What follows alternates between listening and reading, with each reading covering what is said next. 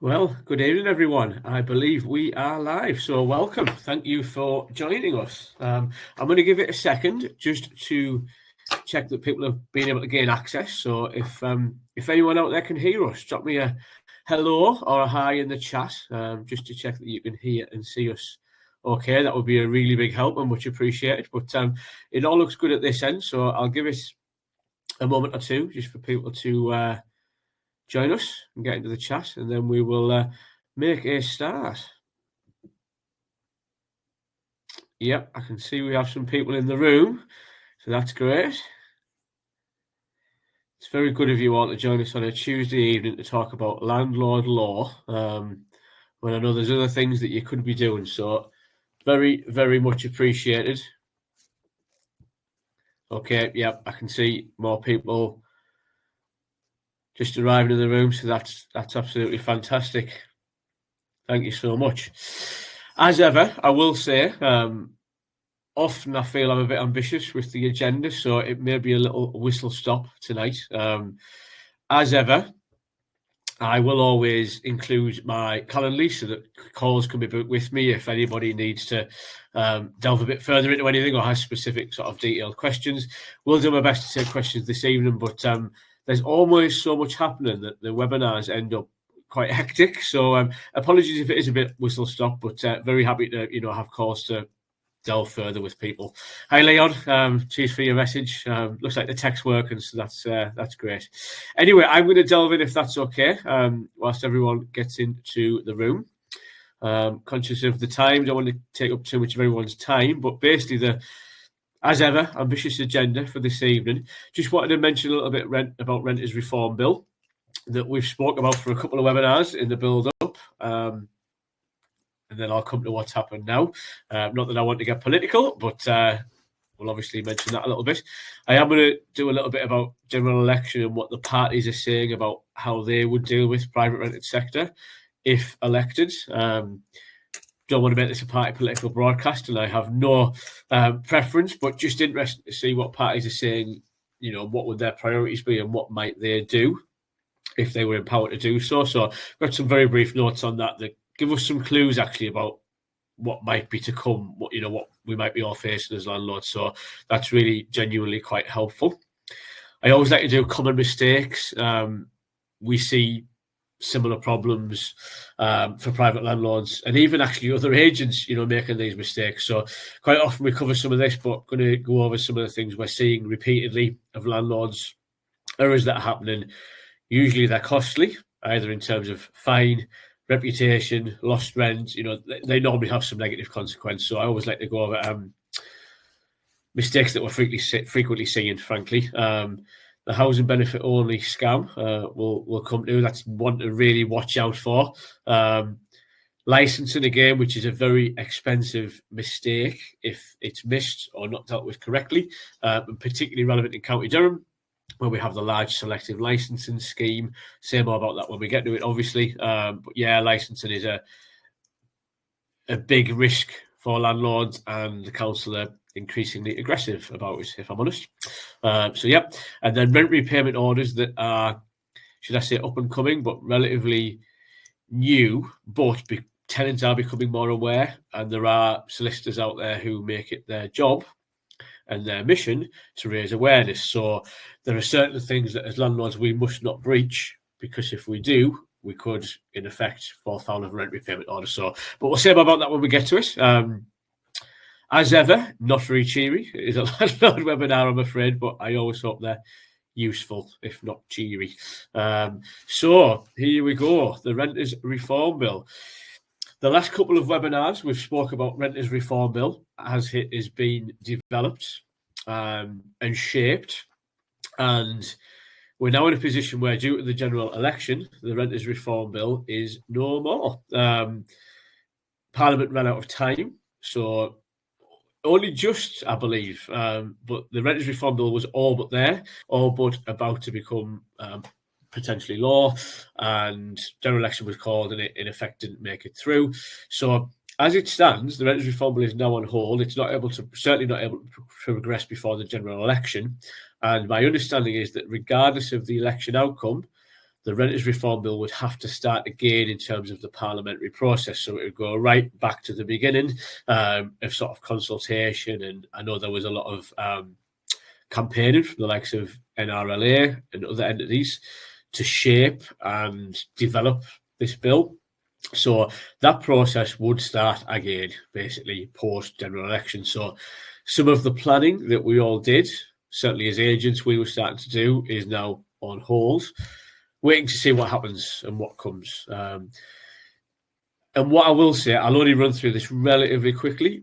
The fact that Renters Reform Bill hasn't happened is not all good news for landlords, because there were some that I'm going to go through now. Actually, there were some quite positive things in the Renters Reform Bill for landlords, letting agents, and the sector in general, which is what I'm going to whistle stop through now. Because I think actually, regardless of what happens politically, there will be some form of Renters Reform Bill. You know, it may be under a different name and the details may be different, but I think, as you'll see later on the slides, there will be an element of reform. Probably very similar in a different package, in my opinion, but we will see. But yes, there were some positives. The point I mentioned at the bottom, there was going to be this reinforcement of the decent home standards. As I've got on the slide there, I think yours will catch up, but 21% of properties were expected not to meet the decent homes standard. Now, I would suggest those 21% of properties are the ones that drag the sector down. They're the ones that give us a bad name as private rented landlords. And actually, landlords like ourselves, who are doing our best, who are, respectable, working within the law, wouldn't be afraid of the decent home standards. But I think it would be a really good thing for the wider sector if the decent home standards was policed properly. And it would certainly actually be a really good thing for the people who are residing in those properties, because decent homes really looked at what they would call serious hazards. Now, none of us would want to live in or occupy a property with a serious hazard. It tends to be that they're insecure, adequately heated, have damp or mould. They're fairly fundamental things, and I think it's fair to say we wouldn't want to reside in a property with those defects. So Renters Reform Bill would have brought this extra policing of the decent homes standard, and that actually would have been a positive, frankly, for the wider industry and for the private rented sector, and certainly for the residents. I think, if nothing else, it might have driven out some landlords. They're the landlords who will never come to the likes of this evening, because they're the landlords who don't want to and have no intention of complying. And I think anything that pushes those people out of the industry is positive for all of us, because it'll raise standards. So it's a shame that's something that's gone by the wayside, with Renters Reform Bill being shelved or parked, shall we say. There were also proposals for the property ombudsman. So at present, as an agent, and all agents, we are required to be a member of a property ombudsman. We use the property redress scheme. We pay for the privilege, surprise, surprise. There's an annual membership fee. And it's almost like a regulator. So this is a mechanism whereby if a tenant or landlord or contractor or anyone who deals with us as a business feels they have cause for complaint and they aren't happy with our response, they can go off to this ombudsman and, in effect, seek redress. So at the moment, that only applies to letting agents. Private landlords who operate under their own steam are not currently required to do this, but the proposal was that would be extended to private landlords. As an agent, I'm absolutely not against that. I think we've had one PRS case in 4 years. So again, if you're a well-meaning landlord who's doing your best, well-meaning, and desperately trying to operate within legislation, then again, it's probably something that you wouldn't need to be afraid of. Certainly the case we had, I think the PRS were very fair and thorough in their outcome. So I think well-meaning landlords shouldn't be afraid of this. Landlords who operate on the fringes would be. So again, this is another measure that I think it's a shame hasn't been implemented, because it's yet another barrier to the poor operators and to those, frankly, who just aren't interested in operating properly, that would help, hopefully, to push those people out and away from the industry and help raise standards, which would benefit us all. But just to say, the Ombudsman is actually quite powerful. As an agent, if we are not registered with a redress scheme, it's actually illegal for us to trade. So in theory, we would have to shut the doors. They're able to issue compensation of up to £25,000. They have a lot of power, and as a member, you have to abide by their decision. So if a judgment was made against us as an agent and we didn't comply, we would in effect be ejected from the property redress scheme. Ironically, all of the other schemes do not accept somebody who has been refused membership of one scheme. So in effect, by not honouring their judgment, well, in effect, we will be pushed to cease to trade, basically. And I presume they'll come up with similar for private landlords in terms of some kind of mechanism to push those people out of the sector, or maybe to push them into having management from letting agents. But again, it would have been another barrier that I think would have helped to increase standards, basically. Sadly, it would be another cost for private landlords. It's not vast, but it is another cost. But in general, not something that well-meaning landlords would necessarily need to be afraid of. And then the big one that will come up in the next section I'm going to talk about was this abolishment of Section 21. This is the thing that made the press. This is the thing where landlords were all, desperately going to be selling up and abandoning private renting because of this Section 21 being abolished. So Section 21 is the main route we currently use to gain possession of a property, and all the headlines in the papers and other news was that landlords weren't going to be able to gain possession of their properties. The reality was, what the legislation did was take away Section 21, but gave us new rights to evict tenants, and actually they were genuinely quite sensible, I'm surprised to say. So there was a means to evict a tenant if they had rent arrears. There was actually better routes for antisocial behaviour. There were routes if you wanted to sell as a landlord, and there were routes if you wanted to reoccupy the property yourself, and that's why you wanted to sort of gain possession. So there were all these mass headlines, but actually the reality was, to be fair, more positive for landlords. There would have been a big paperwork and admin change in how things were done and progressed.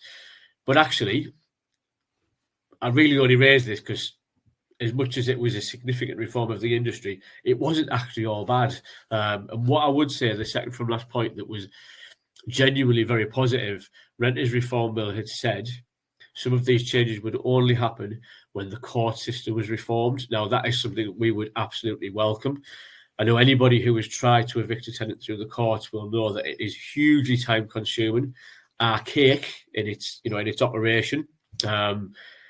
They're still using, we still have to send a check. I mean, I barely knew where our checkbook was, but, still having to send a check, still having to send triple copies of forms in the post off to the court. So what they were saying is some of these changes would not happen until court reform happened. So until the courts were made more modern, brought online so that applications for possession could be pursued online. There was proposals about extra court hearings so that things could be more speedy. So that was certainly something that we genuinely would absolutely welcome. So renters reform wasn't all bad.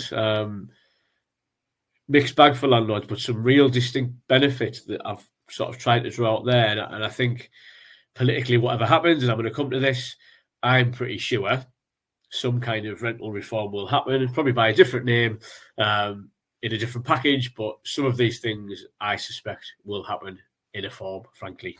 And just interesting to mention the last point, it was an election promise in the last general election that Section 21 will be abolished. So they didn't quite make it, ironically. But what I'm going to come to is, it seems to appear in every manifesto this time, so I'll come to that shortly. So that's the next section. But I'll maybe pause for a sec just to check if there are any questions. Apologies, I know it's quite whistle-stop, as I said it might be this evening. There's always so much going on that I feel like we cram a lot into an hour or so. But I'll just keep an eye on the chat. If there are any questions, just throw them in. I'll do my very best. But yes, that was renters reform, parked at the moment, but really just wanted to draw out that actually it genuinely wasn't all bad for landlords. And in fact, some of the things were genuinely positive. So yeah, we'll see what we get post-July. But I don't really want to dwell on this because I do get that this is a little bit crystal ball. Who knows? I'm not particularly a political animal, so don't have strong opinions either way. But just to draw out, it's interesting from the manifestos. So we've got the Labour Party manifesto, which, and you'll see this on every slide, every party abolish the Section 21 route to eviction. There is this real political appetite for Section 21 to be removed. I believe, and I think the industry knows, that some of this is driven by the big high-demand cities like London, where you will have rogue landlords who will evict a perfectly good tenant because they know the next day they can increase their rent by 20, 30, 40%, have a queue of tenants who will take the tenancy, and people will lose their home on that basis. Now, this to me is not a County Durham problem, but politically I think this is where the will comes from. So what they're saying is Section 21 as a no-fault, no-reason eviction becomes removed. But thankfully, as we've just described, what the Renters Reform Bill did was put in new routes to eviction, and they all made sense. There were all the reasons that good landlords would want to evict someone. So not really something to be scared of, but certainly removing the Section 21 notice, I think, is almost definite to happen, regardless of what happens, because you'll see as I go through the slides, every major party has this as a priority. So Labour are talking about removing Section 21, increasing tenant rights around exploitation and discrimination. Don't think that's anything that, that we would be afraid of at all. In fact, we would absolutely support. But I suspect, driven by some of the practices in high demand areas, the Londons, where probably landlords don't always behave that well because of the massive pent-up demand and the returns that they can extract. Won't be every landlord, of course, but there will be some, no doubt, who exploit the high demand. Awab's law is a damp and mould piece of legislation that I'm going to come to later, so bear with me on that. But Labour specifically talk about extending Awab's law from the social housing sector into private rented. So just, if we pack that in the back of the mind, because I have some slides on the damp and mould requirements later. So not a legal requirement for us, yes, but I think something to come. But we'll say more about that later, if that's okay. And then another real theme that runs through private rented sector to meet energy efficiency standards by 2030. This is another one that just runs through every party. Personally, I am a bit of an environmentalist, and I've got a few sets of solar on properties and different things. So this is something I would welcome. But I think, to be fair, landlords genuinely need a funding mechanism to help them. And certainly in the northeast, I'm not sure of the proportion of private rented properties that are tourist housing stock, but certainly a lot of the properties we look after are tourist private rented properties that would struggle to reach some of these targets without significant investment. So I think it's fair to say that our funding mechanism will need to be put in place. But you'll see this through the slides. It's one of the major themes of party manifestos, funnily enough. So that's what the Labour Party has said. I don't expect this to influence anyone's voting, but I just thought it would be interesting to draw out, what the parties are saying they will really focus on. Conservative Party, surprise, surprise, the first point, abolish the Section 21 no fault to eviction. It runs through every party. I think we can probably be safe to say in some form this will happen. They're obviously saying they will deliver the Renters Reform Bill, which they nearly did, but ran out of time. So presumably that would be picked up if the Conservatives are successful. And again, mixed feelings about that. As we've described, there's some positives for landlords in terms of Renters Reform Bill. There's talk of a 2-year temporary capital gains tax relief for landlords who wish to sell to tenants. Now, I did chuckle at this because, of course, I think the number of sales, don't have any stats on this, unfortunately, but I suspect the number of private rented properties that are sold to tenants, I suspect will be relatively low. So, sadly, it probably isn't a great benefit, but that's what they have in there. And then we're back to energy efficiencies again. So they're talking about a £6 billion voucher scheme for energy efficiency measures. Now, I've put the question there. It wasn't quite clear if landlords would be eligible and able to apply for this fund. But real themes emerging. I think you'll see no fault evictions undoubtedly going to be taken away, and probably some increased requirement over a period of time to improve the energy efficiency of our properties with some kind of funding mechanism, whatever it looks like. So that's the two, Labour and Conservative, both with those major priorities in there. So I think it's useful to see that's something we're probably going to have to deal with in some form as we move forward. Green Party manifesto, surprise, surprise, they want to abolish Section 21 no-fault evictions. Fair enough. And then, unsurprisingly for the Green Party, but energy efficiency. So net zero by 2040. Quite a strong statement where they say with tenants having the right to demand energy efficiency measures. Now, how that will be delivered, there's no detail. We will see. But just this real theme, looking at how tenancies are ended and evictions and energy efficiency. So I think probably as landlords, we can start to think about certainly energy efficiency. It looks pretty certain there'll be some level of legislation to come. They were also talking about local authorities being able to control rents in unaffordable areas. Now, I don't think this will affect us in County Durham, not by my understanding. But an interesting point. I know it affects other housing markets in other parts of the country, but I suspect not really something that will massively affect us in County Durham on the North East. Then we've got Lib Dem. Surprise, surprise, the first two major points. Theme runs through Section 21 and then a home energy upgrade programme to make homes warmer and cheaper to heat. So the two themes are there again. But they also had the National Register of Licensed Landlords that actually is something that features in renters reform. So that featured in the Conservative Party's renters reform bill. So sort of synergy there. They were talking about local authorities having the power to control second homes and short lets. Again, I don't think it's a particularly North East problem. I know there's the likes of Edinburgh that has a real Airbnb problem with the popularity of Airbnb sort of taking away homes out of the market. But I really don't think it's a North East issue. So perhaps not something that would spike the attention of councils in the North East or something they want to tackle.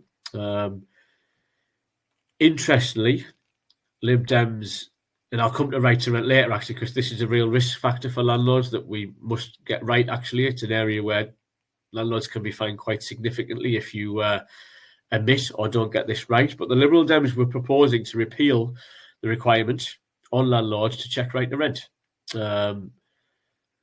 Something that we're quite meticulous about because the fines are vast. I'll come to that in a later slide if that's okay. But just an interesting point from the Lib Dems that was chucked in there about taking away this requirement on landlords. Bit of an odd one. I would kind of agree that it doesn't sit well with landlords, but it's something we've had for quite some years and we're sort of stuck with, frankly. So yeah, a bit of an odd one there. And then reform. The Reform Party. What can I say? As I say, you probably caught a little bit of my opinion there. But yes, the Reform Party, ironically, wanting to scrap the Renters Reform Bill.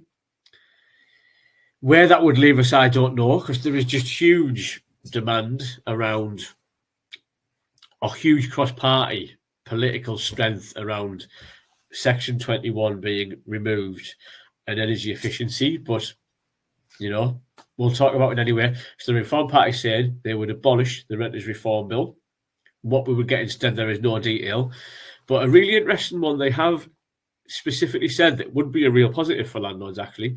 So they would remove the Section 24 tax change. Now, this was the tax change that prevented private landlords from claiming mortgage interest relief. So this would probably be a very popular move with private landlords.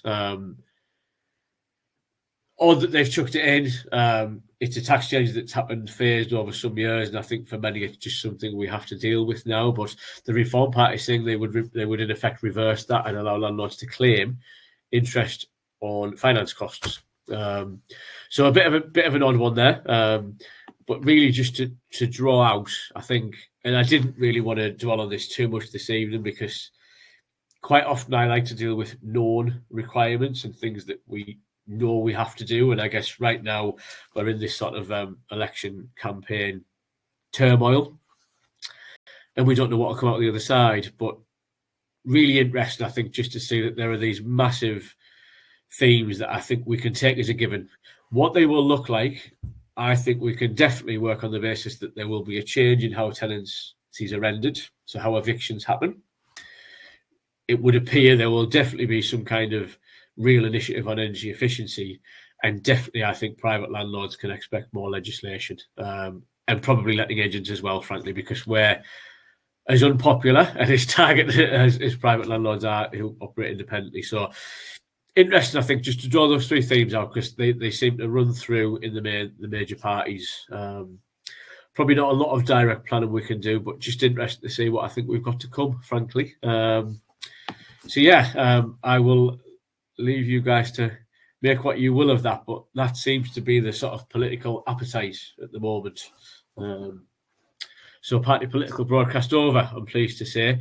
I have planned a webinar post-July, when hopefully at which point we'll have a little bit more known, and obviously we can start together to think about how we deal with what's going to come, what we need to do to plan and get ahead. But not quite the time for that. A couple more weeks yet. So there will be a later webinar when we delve a little further, I think.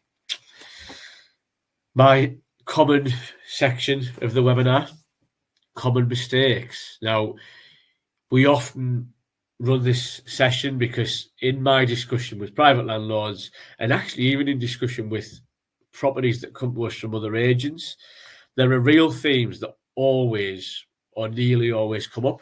The slides should catch up in a second, but I've got some details there of the areas that I'm going to talk through, because we just see this coming up time and time and time again.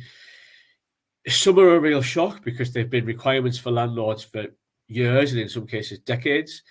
Some are more recent, and I understand why landlords may not be aware of them or might not be up to speed with them. But I'm going to just leave the list on the screen, and what I'll do is just run through each of these in turn, say a little bit more about them. Probably won't get a chance this evening to say everything you need to know about each of the requirements, but a bit of a whistle stop. Mainly, as I say, because we just see it so often. So often these things come out of the woodwork as problems, omissions, errors, or areas that landlords are perhaps not up to speed with.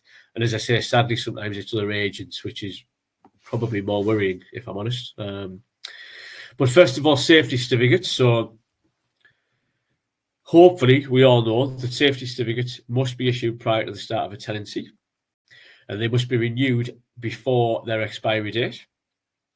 Copies must be kept throughout the tenancy. So an interesting point, even if it's a 20-year tenancy, I would suggest you keep all back certificates. We have heard of court eviction cases where the judge has wanted every certificate for the duration of the tenancy. So if it's a long tenancy, that would be a lot of back copies of annual gas certs. So they must be kept for the duration of the tenancy. And importantly, the point 4 on there, evidence of service to tenants must be kept. So I often say in my office, what has happened in life is probably not the important thing. It's what we can prove has happened. So supplying a copy of a gas cert or an EICR or an EPC to a tenant before a tenancy starts isn't sufficient. So just handing a copy or leaving one in the property, for example, is not sufficient. If you are going to court to evict, you would have to be able to prove beyond reasonable doubt that that tenant was provided with the copy. Now, we do that through e-sign software. So tenants are required to sign in e-sign to confirm receipt of these documents before we will allow a tenancy to commence. That's how we deal with it. But it's just something to think very carefully about in terms of how tenancies are initiated and what you do when you renew a certificate. So when a new gas cert is done, if you had to go to court, how can you prove that the tenant was given a copy? Because that is in effect a requirement. So as I say, we do it through e-sign. It is a case of what happens isn't the important thing, it's what we can prove, basically. So renewal certs must be served to the tenant within 28 days of the renewal actually happening, and you must have evidence to do so. Importantly, failure to do that can prevent or delay your ability to gain possession of court. And of course, not to mention, let's be fair, they are safety certificates, so any delay in a renewal or not having one at the start of the tenancy, it really is just hugely risky, and I think not a position any of us as landlords would want to be in, because they are there for landlords and tenant safety. So they're really an absolute must. But some of the administrative things I've mentioned there about how they're delivered, how you prove they were given and delivered to tenants, is really important just to think about if you're operating on your own behalf. If you later had to go to court, can you genuinely prove to a judge that beyond doubt that the document was served to the tenant? Just something interesting to think about. But we do see people getting it wrong. And they probably did give the tenant a copy, but they can't prove it. And because they can't prove it, in effect, by the letter of the law, it didn't happen. So, as I say, sometimes what has happened and what's being done isn't the important factor. It's what we can prove has been done. Then deposits. This, sadly, again, is not only an area we see being misadministered, but is actually really difficult to correct. So there are many areas and errors that, if we're instructed later as an agent, we can tidy up. Not ideal that they've perhaps not been dealt with correctly initially, but there are lots of things that can perhaps be corrected. Deposits are very difficult to correct later. And in fact, you're almost always non-compliant because a period of time has elapsed. So deposits, we need to be very, very careful about your handling of. So there are 3 approved schemes. There are My Deposits, DPS, which is the Deposit Protection Service, or TDS, the Tenancy Deposit Scheme. As an agent, we use DPS, so I'm more familiar with their requirements. And this is where some of my notes are a little high level, because each scheme has slightly different requirements. They're all very similar, but there will be unique quirks. And some of the products are insurance-based. That's not the product that we use as an agent, but some of the sort of bond products are insurance-based. Usually, most schemes require that the bond must be registered within 30 days of receipt of the funds. And this is an important point. It's 30 days of receipt of funds, not 30 days from the start of the tenancy. This is something we've seen student landlords fall foul of.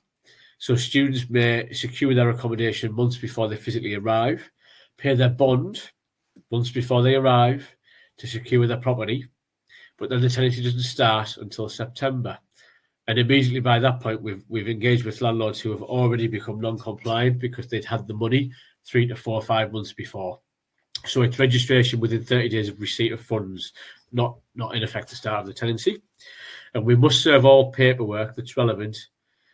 Now, the scheme is what will drive what this relevant paperwork is. So DPS has a suite of documents that we have to serve. The other schemes have their own, or slightly different, but very similar, I suspect. So that paperwork must be served to the tenant. And again, I would recommend having a mechanism to confirm the tenant has received that. So again, we do it through e-sign.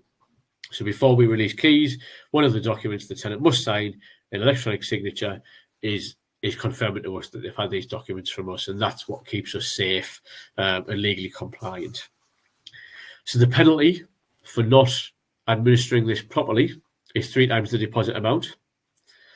So if a tenant is well informed, goes to CAB, goes to a solicitor, or just does a bit of Googling, frankly, because there's lots of entities out there who will inform tenants. If the deposit wasn't protected in a fully compliant manner, the tenant can claim up to 3 times the value of the deposit back from you as landlord. Plus, it can affect your ability to serve the current Section 21 notice. So in effect, it can prevent or delay you gaining possession of your property if you need to. So this is a real one that take real care, I think, as landlords. If you're accepting a deposit, which you should, just make sure that in effect you are absolutely confident that it is then administered correctly, because if not, it could cost you significantly afterwards or affect your ability to move the tenant on if you need to. So want to be very, very careful of. And then the last point, just be mindful that legislation states any bond that is taken must not be more than 5 weeks worth of rent. And we've seen landlords who've not calculated that properly. So they've actually taken too much deposit and they've breached that legislation. So the maximum bond that can be taken is 5 weeks of rent. So bonds, really be careful of, I think, whether, if you wanted to seek assistance from MRP or another agent or something, but it is genuinely want to be very, very careful of. very difficult to correct later and causes real problems in terms of potential claim back or inability to evict later. So want to be very, very careful of, and I think certainly know the terms and conditions of the scheme that you're using. Okay. Right to rent checks we mentioned. This is the one that I think it was the Lib Dems were thinking of scrapping. This we hear so often from private landlords. The story normally is they were working in their property, someone knocked at the door, they seemed so lovely, and they offered them the tenancy because they know they've always lived in the village, so they must have the right to rent. But actually, again, knowing someone is a UK citizen is absolutely not sufficient to prove right to rent. So it is quite detailed legislation. So this is just quite a high level this evening, but for private landlords and even actually landlords who are using other agents just to test your agent, this carries a huge fine. I've mentioned the amounts at the bottom, significant fines if this is not dealt with appropriately, but all occupiers must demonstrate the right to rent in the UK. Original documents must be seen for all UK residents. There are share codes and online checks for EU residents that can be obtained. And then the old biometric resident permit cards are basically no longer acceptable. This is something we used to previously accept. And then some people, normally students, have this limited time to rent in the UK. Students is a good example because they may be here for a period of time and then their right to rent will expire. So I know in our system we have some tenants with us who have a time-limited right to rent in the UK. We log in our system the date that ends, and we have a system to alert us before so that we can go back to that tenant to get the new paperwork that we need. Now, I'm not going to go too far with this evening because I could probably do a whole 30 minutes on the very detailed, intimate details of right to rent requirements because they are quite detailed, especially if the tenant isn't a UK resident. But I guess just to say, if you are a private landlord initiating your own tenancy, be very, very, very careful of this. It would require significant research, I think, just to make sure that you have the correct paperwork to demonstrate that that occupier has the right to a tenancy in the UK. Likewise, if you have an agent, just test and check with them. The fines I've mentioned at the bottom, so it's up to 5k per lodger or 10k per occupier. And repeated offenders, now I think it'd be very foolish to repeat offend, but up to £20,000. And this is the kind of thing that councils will look for. Ironically, I know we've had requests from Durham County Council recently where they will test some of our files and Durham will ask us for the paperwork to confirm we had right to rent evidence at the commencement of the tenancy. And very quirkily, I've recently remortgaged a property and the new lender would not let that remortgage complete until I could prove I had the right to rent paperwork from the beginning of the tenancy. So the requirements coming from all over now, but really want to be very careful of them, whether it's, if need be, whether it's MRP, another agent, or there are even some online services where you can sort of pay as you go. I'm not quite sure how much they are, but there are services where you can pay for sort of a one-off check where they will conduct this for you. But I think definitely just be very, very careful because, again, huge fines. People like the local council will potentially check your homework, shall we say. They will come and check that you've done it at the right time and done it appropriately. And then there's really odd requirements, as I say, from mortgage lenders who are starting to ask about it. I thought it was a very odd request from a new mortgage company because, frankly, they're not the one who will suffer a fine. It would be me. But to get my remortgage through, I have had to demonstrate that I did the correct paperwork at the time of commencing the tenancy. So want to really be aware of, I think it is really, I'm not going to go too far with it this evening because it's immensely detailed in terms of right to rent, and the guidance, I think, is 100 or more pages long. But there are means for landlords to deal with this. So yeah, be really, really careful of it. Now I'm just going to check. Thank you for the question, Leon. What paperwork can you use for right to rent for UK residents? What I'll maybe do, Leon, because we have the full guidance on our system. Now, I'll be honest, I'm not sad enough to know it off the top of my head. And ironically, our lettings manager in the office is far more up to speed than I am, but there is a matrix which I can copy out and I'll drop on an email, Leon. there's a matrix of documents that are acceptable. We have to see originals, but there is a table. So I think it's something like one of your passport and then utility bills, but there is this sort of matrix that lays it out that's genuinely quite helpful, to be honest. So I will probably can't drop it in the presentation this evening, but certainly it's an email to you, Leon, to have a look at. But the matrix is really quite helpful. As I say, UK residents are more straightforward, a little more complicated if someone isn't a UK resident. But all doable, just be very careful, I think. So look out for my email, Leon. I'll come back to you on that one. Thank you for that. Inspections, I'm going to say a little about. AMRP is a letting agent. We deal with this in an outsourced manner. So we have a piece of software called Inventory Based that is specialist software. Absolutely, Nicola. I've just seen your comment there. Yes, absolutely. I'll ping that to your email. Not a problem. So inspections, yes, we use Inventory Based, which is a specialist piece of software for inspections, and we outsource to a company. We pay them a per inspection fee, and their staff are basically trained in things like housing health and safety rating system and the decent home standards, and they will make an appointment with our tenants. They will go out and do the inspection, and the inspection is actually recorded in the piece of software. It normally has 50 or so photos, and then it has videos of each room, and they log any sort of action points that need to be taken. That's how we deal with this. But I raise it in terms of private landlords, because again, it's something we see landlords come to us and they've maybe not been in that property for numerous and many years. And that obviously brings a lot of risks, because you don't necessarily know what that tenant's been up to or how they're keeping the property. Or, for example, as I've just mentioned here, do they have working smoke and carbon monoxide alarms? If there hasn't been an inspection for a period of time, it would be very difficult to demonstrate that, you know, that those appliances are there and that they're working. So our inspections officer have to physically video, as part of the report, the checking and alarm sounding of each smoke and carbon monoxide alarm. And we do that, frankly, because if we end up in court, that is proof at that time that those precautions were in the property and were working. And that's why we do it.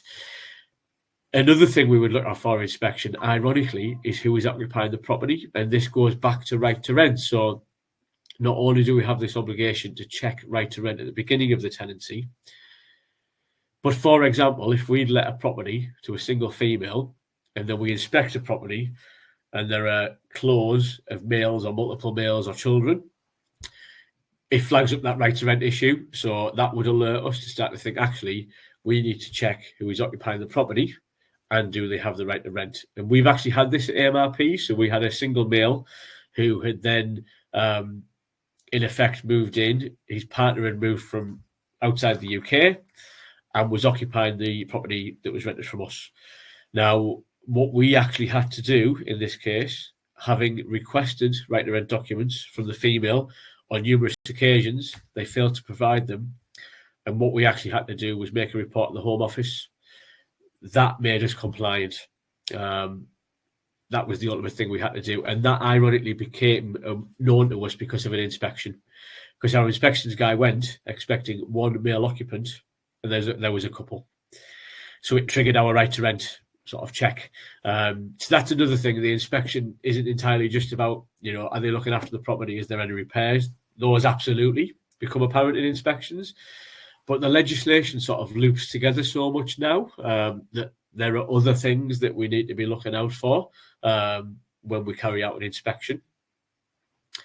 And if nothing else, as landlord of a property, we all want to know how it's being looked after.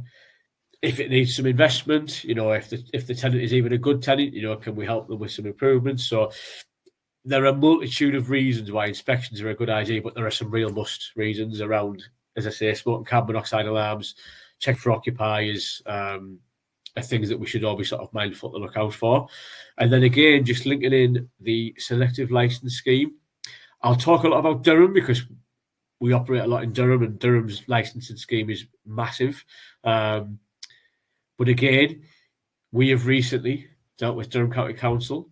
They wanted to look at some of our licenses. We have around 200 licenses, and one of the questions they were asking is, so they sent us a sample of addresses, they asked for various things, right to rent was one of them, but they also said, when was your last inspection? Please send us the report, because ironically, that is a licensing requirement. So if we couldn't demonstrate that we'd inspected that property every 6 months, we would have breached our selective license. Breach of a selected license is up to a £30,000 fine. I think it's unlikely they would fine a landlord to that extent, because of lack of inspections. But again, this is just where the legislation is all sort of wrapping around each other and the requirements all spiderweb into each other.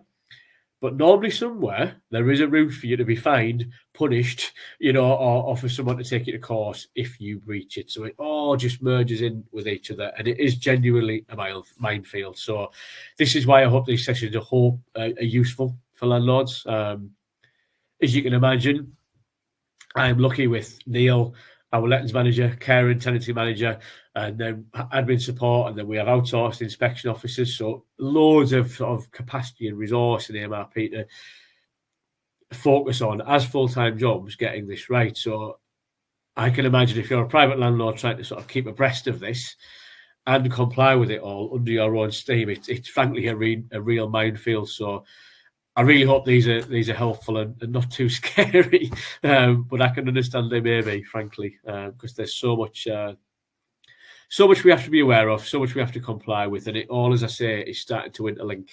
So a breach here can have a consequence over here, and I think those complexities are just getting more and more prevalent, frankly. But it keeps myself and team on our toes, as you can imagine.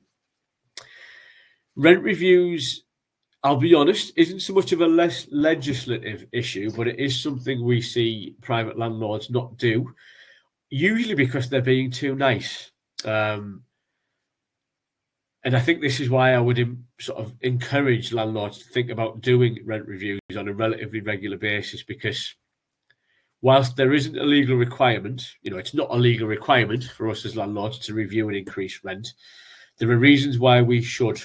So I must speak to at least one landlord a week who will say, I can almost sort of paraphrase the sentence, my tenant's been with me for X number of years. I've not put the rent up because they're good tenants, or some variation of that theme.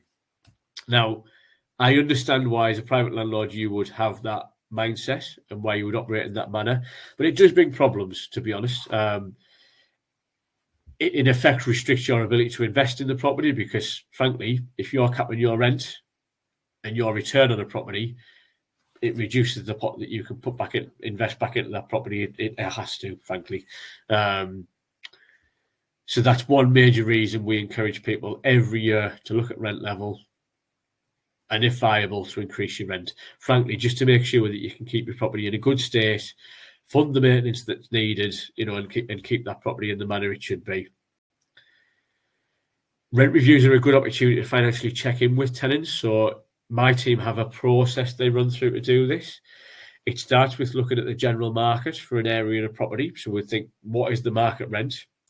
We then budget assess with the tenant. So we want to understand from the tenant, what is their household income?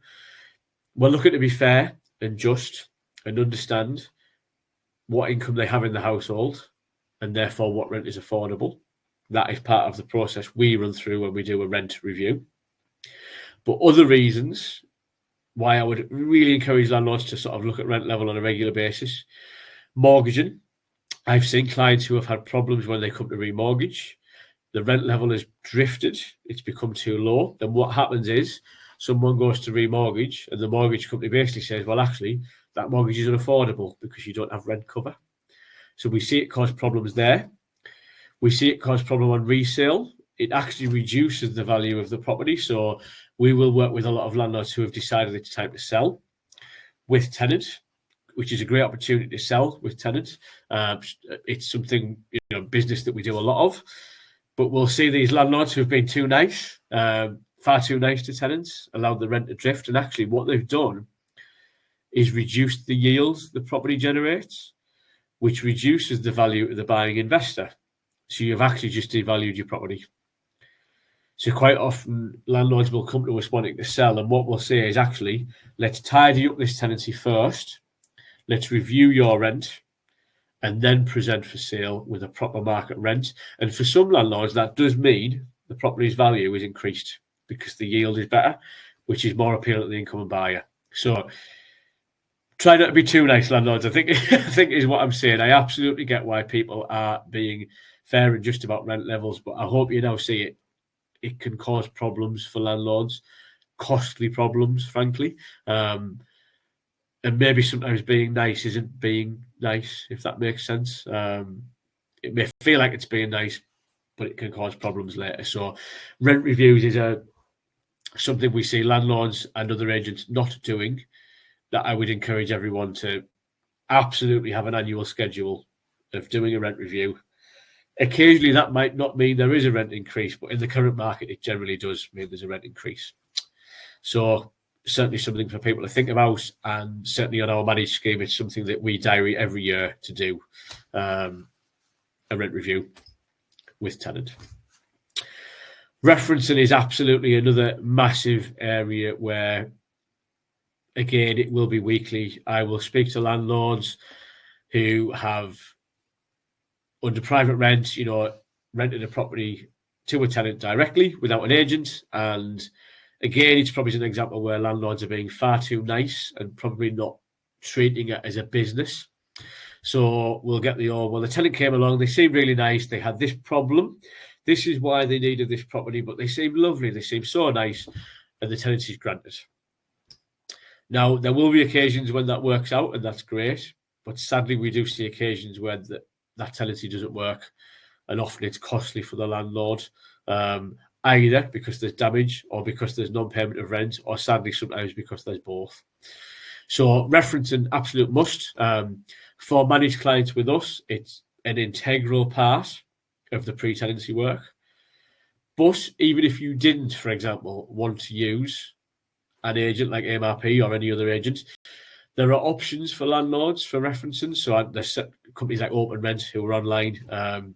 They used to be £29. I'm maybe a little out of date on that, but it used to be £29 where they had a sort of reference check service. But I think I would just encourage landlords to think carefully about referencing. Treat it as a business. Don't be too nice. I think don't be driven by emotion. The tenant who presents themselves nicely and in need may not be the best tenant choice. It feels bad to say don't be driven by emotion, but at the end of the day, this is a business, and you can't entirely be driven by emotion. As an agent, with that bit of distance, I think it is quite easy for us to be driven by fact. So when a tenant reference is returned, we can speak to our landlord clients and work on fact and evidence that the reference has brought back. So yes, perhaps be a little less nice. Strange sort of advice. But the reasons referencing is so important, as I say, avoiding damage or non-payment of rent, but importantly to check affordability, because most good referencing services will have in there an affordability check. So it's great a tenant coming to us and saying they can afford this £500, £600, £700 rent, but genuinely can they? And that is something a good reference check will test and double check. A good reference check will be speaking to former landlords and checking what that landlord's experience was of the tenant. And often it will confirm the source of income. So is the tenant in employment? Is it stable employment? Is it a full employment contract, or are they on a more fluctuating contract, for example? Many tenant reference checks will do credit checks, to check the tenant's back financial history.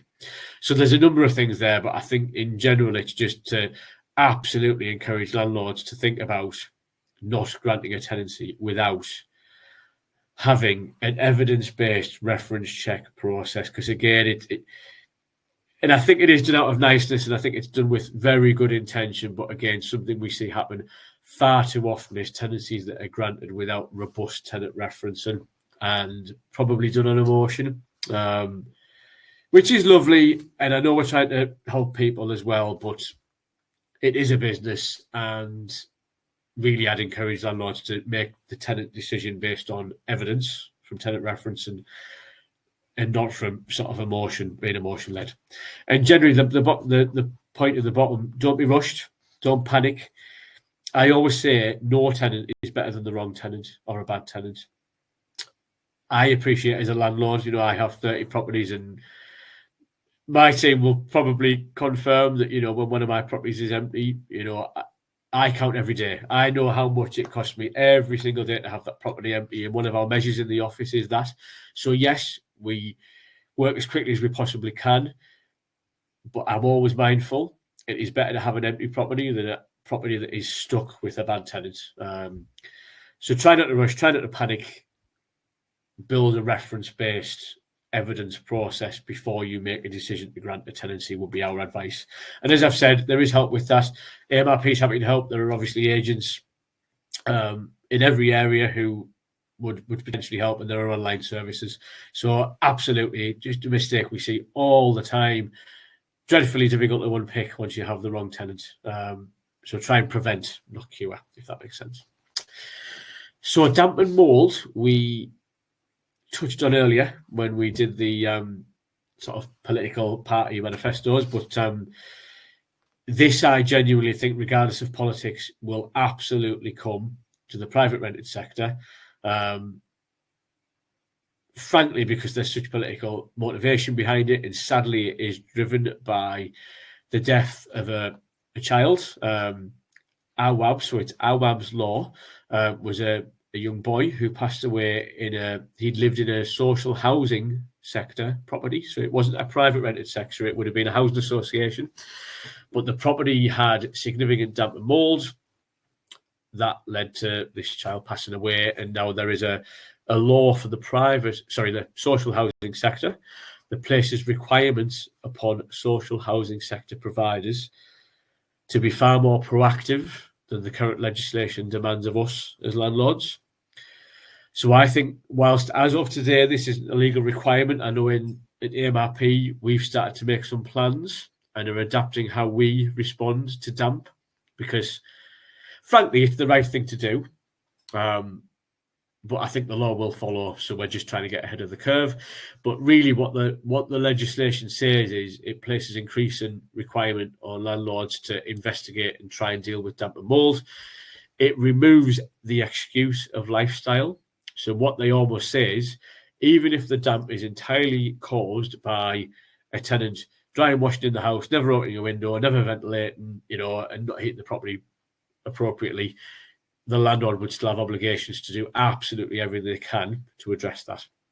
So at the moment, as I say, it's not yet law, but I think it is something we could start and think about. I've got on the next slide the legislation as it stands for social housing providers. Now, this gives actually timed requirements. Usually in the private rented sector, the sort of timing of response is a little more woolly for us, but I think we can probably learn lessons from what they're saying. So they're suggesting that landlords must promptly investigate and remedy damp and mould. Now, something we're looking at, I won't say too much, but we're looking at our response. AMRP has a suite of sort of advice documents that we will give to tenants when they move in, and then potentially reissue if a tenant has damp or mould issues. That's meant to be tenant education. But I think there'll be this increasing push for things like extractor fans in kitchens and bathrooms. There are positive air systems that sadly are quite expensive actually, but sometimes the council have demanded those as a solution. But something we're currently looking into, quite early days, there are devices on the market that almost look like a smoke alarm, but they monitor the air quality. So we believe what they will do is report back to us on Landlord about humidity in the property. So if a tenant is drying, washing in the property, it will alert us that there's some kind of damp source in there. So that's something we're looking at as a potential solution for properties that have real problems in this regard. We think that might be a route for us to demonstrate where the problem is coming from. So that's something we're looking at, but I think this is just something to have in mind that, again, I think it's something that home landlords will be required to do more around assisting tenants with damp and mould. And this could be frustrating because we all know there are cases where the damp and mould is either entirely or certainly made worse by a tenant's lifestyle. but that's something we're going to have to work to address. At the moment, as I say, we have a lot of educational things that we can give to tenants. Our contractors are trained to try and educate tenants around this. I appreciate it's great educating. It may not reform how a tenant behaves, but I'll maybe say more in a future webinar if we have any success with these sort of monitoring devices we've found. It's something I'll bring back in a later webinar, but we think that might be a little sort of technology solution. They don't seem to be massively expensive, so that might be a route that we can employ to sort of help monitor damp and mold. But yeah, I definitely think this is something to come, not something that is a lot of data to directly worry about, but definitely something that's coming, and definitely something that I think you could start and sort of think about your response to and how you deal with, basically. Then just to mention, we always offer our compliance check to people who've joined us on our webinar. So this is a service we offer free to landlords who've joined our webinars or who watch the replay. Typically what we would do on a compliance check, so it's normally around a 30, 45-minute call. We would normally do it on Zoom or some kind of virtual meeting, and we ask landlords to bring along their file, and I would go through a checklist. So with myself, I remember the team, we literally go through a checklist, and we will be ticking off things that we've talked about this evening. And the purpose of the meeting, as I say, a compliance check, is to check that a landlord, either a private landlord who's initiated their own tenancy, or quite often we will get landlords who are with other agents who will come to us and say, can we work through this process? And the sort of aim of the meeting is to identify gaps. So through our multi-point checklist, we would then at the end of that meeting be able to say, actually, there are gaps, hopefully none. I have to say that doesn't happen very often, but these are the gaps and what can be done to rectify them. So that is the purpose of the meeting. So we always offer, so the link on the presentation, which I will copy into the chat now. So if anyone wants to take us up on a compliance check, I will pop that link in the chat. That's a link to my diary. So by using that link, you can book a slot in the diary, have a compliance check with me or one of the team, where we'd literally run through anything and everything that you should be doing, should have covered, that could cause you a problem. And then the aim is to come up with an action plan, basically, that can be put in place to cover any gaps or any risks that you're facing. So that's our compliance check offer.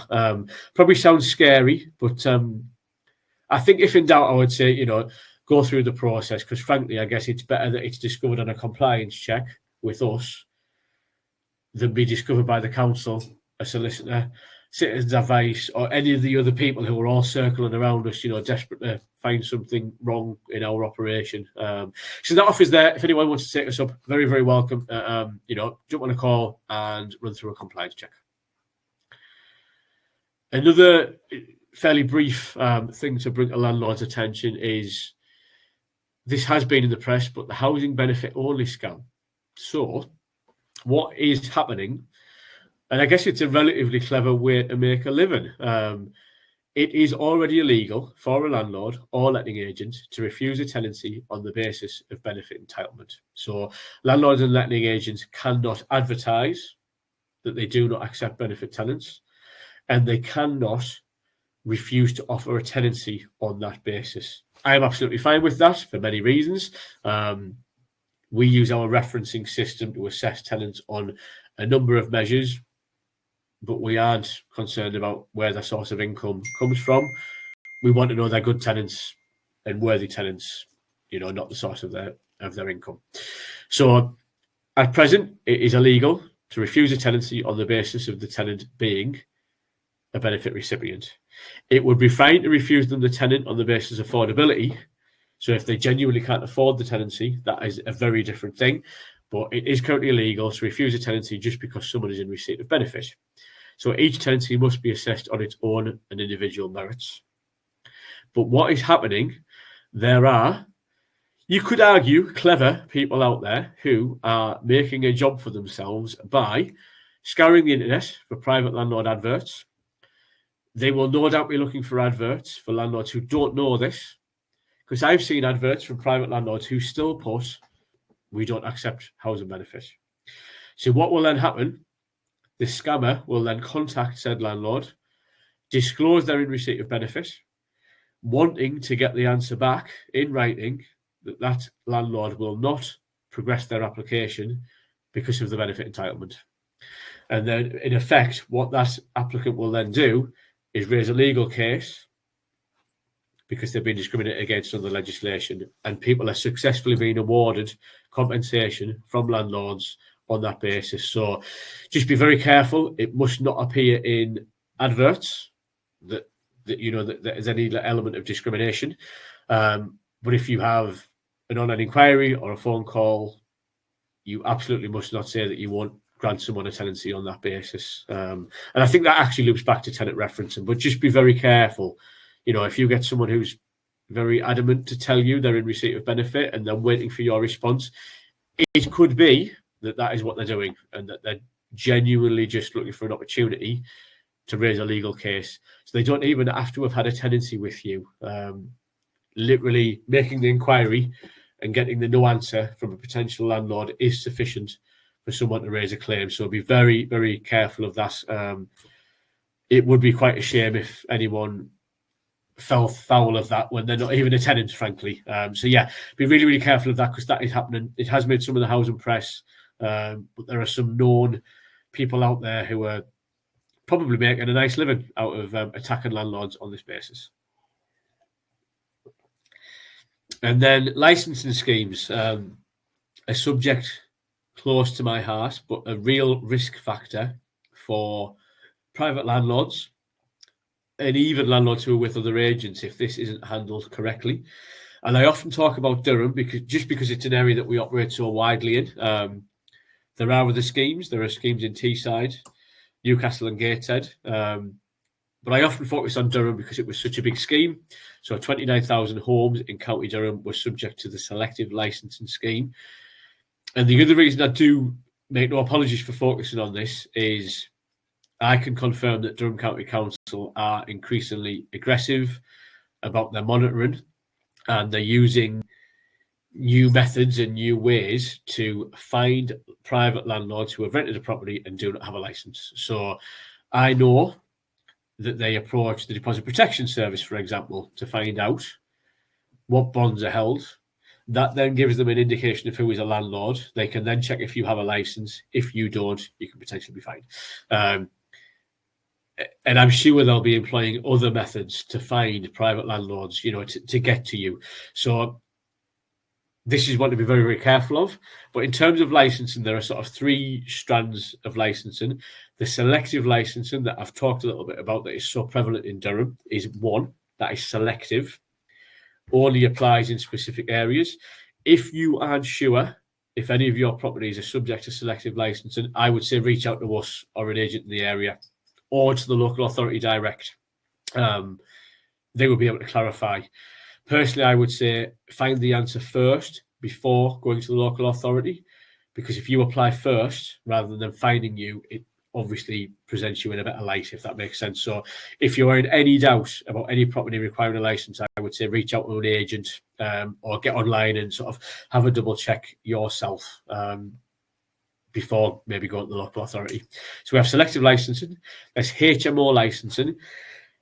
Not a huge issue in the Northeast, but I know we have a HMO in Sunderland that is a 6-bedroom large property that is subject to the HMO license. That is what they call mandatory licensing. So any property of that size with that number of occupants would require a HMO license in any council area. HMO licenses admittedly are far more, how can I say the word, but sort of far more detailed and have a lot more requirements than selective licensing. So just be careful. If you had a property that met the HMO definition, you absolutely must have a HMO license and meet all of the requirements of the license. Fines for failure to comply with HMO licensing and selective licensing are up to £30,000. So want to be very careful of. And then some council areas have additional licensing. I'm actually not aware of any in the Northeast, but they tend to be smaller HMOs where there are three or more non-related occupants in one property. It's something councils can bring in specific areas if they feel there's a need or a problem. I'm not aware of any in the Northeast. The ones to be particularly aware of for us, I think, are selective and HMO licensing. So As I said, I often focus on Durham because it's such a big area of operation for us, but that scheme came into effect on the 1st of April 2022.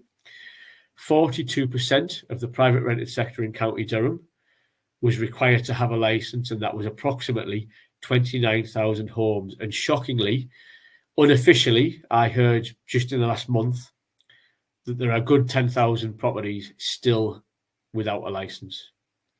So a huge number of landlords out there either do not know about this scheme or are just ignoring it, which for me is immensely frustrating. You know, as a land, we have 200 licenses and work very hard to make sure we are compliant, and we are subject to tests by Durham County Council, one of which we've just gone through. So it's really frustrating actually to know that there are such a huge number of landlords out there who are breaching or not complying with these requirements. It generally will reduce the standard of private rented sector properties. It reduces the standard of housing in areas. It will no doubt have detrimental effects on streets and communities, and then probably has an impact on us as landlords in our better properties. So I encourage the fact that Durham are working through these lists, finding these landlords, and then in effect attacking them. But my plea really, I guess, in these webinars is if you are a landlord who is unsure, reach out and get ahead of the curve. In effect, it is better that you discover you haven't complied, deal with it, become compliant and move forward, as opposed to the council finding you, basically. So if you are unsure about any address, I would say reach out, whether it's MRP, another agent, or doing your own research online. There's an opportunity. There is still an opportunity, if that makes sense, to become compliant before the council finds you. I do know that landlords have applied in the last couple of months because they've applied of their own free will without being discovered by the council. I don't believe they're then subject to a fine. But if the council find you, it is up to a civil penalty of £30,000 for failing to have a licence. So yes, just be very, very careful. As always, myself and team are happy to help sort of check or verify with anyone if an address does need a licence, but it really is one to be careful of, and in general, better to proactively deal with than be found out. So the idea of Durham's selective licensing scheme was that it was meant to deal with low demand areas, antisocial behaviour and deprivation in areas. I don't dispute that some of the areas they're working in had those problems and probably still do. But it obviously brought about this requirement that owners must have a licence if the property is in a postcode that is eligible. And then I really wanted just to draw out what happens to landlords who don't. So landlords who don't comply could be subject to the civil penalty of up to £30,000. Councils can apply for a management order, which is where in effect they would say to a landlord, we have a management order, so as a landlord you can no longer manage your own property, and it is either managed by the council or on an appointed agent. So they can apply for management orders. They can apply for a rent repayment order, which I'm going to come to next, actually, so just hold that thought. I'm going to say a little bit more about rent repayment orders in a moment. And again, this is an example of where legislation spider webs on each other. So if, as a landlord, you want or need to apply for possession via the courts under Section 21, the court may well ask for proof that you have a licence. So if they know a property is in a licensable postcode, they could well ask for proof you have done that. If you haven't, it is one of the many reasons your possession claim can be rejected from the court. So this is an example of where all these things just spiderweb and line sort of layer on top of each other, that these many requirements, failure to meet one can have consequences elsewhere. So there's this real sort of spiderweb and overlaying of legislation, and the importance of meeting everything, because actually we may think we've just breached something here, but the problem is spiderweb off.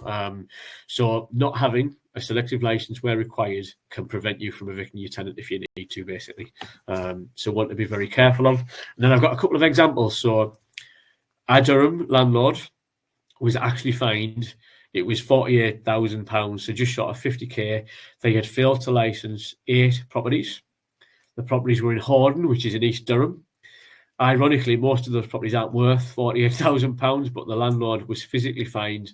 It made the press, £48,000, because they had let the properties, were approached by the council and failed to comply, and their fine was a whopping £48,000 because of that breach. And then there's an example of another landlord who made the press, who actually, in fairness to them, had quite a crusade against Durham County Council and the scheme, and was trying to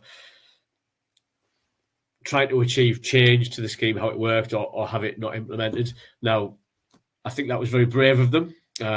Probably not fruitful, if I'm honest, but that landlord was in the press and they chose to sell their properties instead of apply for a license. So a little bit extreme, I think. Lots of landlords are choosing to sell up for many reasons, but I think choosing to sell up just because of the licensing scheme probably wasn't necessarily the right decision, but that is the decision that some landlords have taken. They physically chose to exit the market. So that was licensing. What I do hope to do, if it's helpful, a future webinar, I think I'm probably going to have I don't know how I'll title this, but a whole session on landlords who've been fined or prosecuted or ended up in trouble. Some even criminal offences and prison sentences at the most extreme. And those landlords have, really massively failed, often around fire safety. But I'm thinking of running the future event where I'll really look at some of the case studies, because if you search the press across the country, they're happening every week. So every week, landlords are being fined, prosecuted. I did read one just the other day where it was a suspended sentence for a landlord who there'd physically been a fire in a property, and that landlord had been found to be woefully lacking in terms of the things they should have done. So one of the future events, I think, will be where we'll just delve into some of these cases and have a look at what the requirement was and what that landlord hadn't done. And then in theory, what was the consequence? What was the penalty? Often they're monetary, but sadly they can be criminal. And obviously that's something we all desperately want to avoid. And I'm sure we all want our tenants to be safe. So we want to be safe as landlords, but I'm sure we all actually want our tenants to be safe as well, frankly. So yeah, we'll maybe do that in a future event. Probably another scary event, unfortunately, but really interesting to just look at some of these and see where a landlord has failed to meet their requirements and what has happened to them. Lessons to be learned, I think. But I just then wanted, you'd be pleased to know, I think we're getting towards the end of the agenda for this evening, but just wanted to talk briefly about rent repayment orders. So there was a physical case of a 6-bedroom HMO that was operated without the required license. Now, I'm going to say a little bit more about what a rent repayment order is shortly, but what had happened in this case, one of the 6 tenants had become aware of the fact their landlord didn't have a HMO license. Obviously, this tenant was quite well educated in terms of landlord requirements, so they became aware they were living in and paying rent in a property that wasn't licensed as a HMO. So they applied for a rent repayment order and were successful. So they were awarded 12 months rent repayment by the courts, and the landlord in effect is legally bound to repay those 12 months of rent to the tenant. Of course, they were then friends with the other 5 tenants, so told all their friends in the property, and the remaining 5 tenants also applied on the same basis and were successful. So that landlord lost 12 months of 6 rooms rent because they failed to have a HMO license. So rent repayment orders basically aim to provide tenants with financial compensation when landlords fail to meet legal or contractual obligations. And we're going to go into some of the sort of failures in a moment. But basically, tenants in England, Wales, or Northern Ireland may apply for a rent repayment order if their landlord has committed a housing-related offence. And what I'll just bring up, the grounds for a rent repayment order. So you'll see here that this all starts again to spiderweb together. So some of the things on the slide that's about to pop up, reasons a tenant could be successful in getting a rent repayment order, they all mirror around some of the things we spoke about earlier this evening. And it's where, again, legislation just piles on top of each other, and why it becomes so important to be compliant with everything, because the consequences are sort of spider webbing off into all sorts of things. But so tenants can obtain a rent repayment order if a property is operated without a license, so a HMO license, or indeed a selective license. If a landlord had breached a banning order. Now, you'd have to be a very naughty landlord to have had a banning order, and then an extremely naughty landlord, frankly, to have breached it. But if you had a banning order on a property, that would be just cause for tenants to have rent repayment.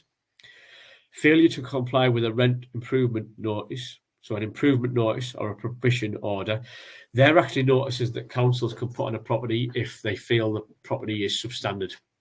So if the council feel a property is substandard, they can issue an improvement notice, or ultimately the prohibition order actually is one that prevents occupation. But those two, again, are situations where tenants will be eligible for rent repayment orders. Also, if a landlord rents out a property with serious hazards. Now, a serious hazard is lack of heating, damp and mould, insecure. Again, you'll see it all. It's all sort of coming together, how legislation sort of falls in on itself and the consequences. Or if a tenant is unlawfully evicted, they would potentially be eligible for a rent repayment order. So just wanted to say a little bit more about pitfalls and things that landlord could fall foul of that could mean tenants are successful in getting a rent repayment order. And I think we all need to be aware there are now solicitors popping up, a bit like with no fee. So there are landlords out there, solicitors out there who will physically advertise. I've seen stuff on Facebook where they're looking for tenants who feel they have problems. They're looking for tenants who think they have landlords who are not compliant.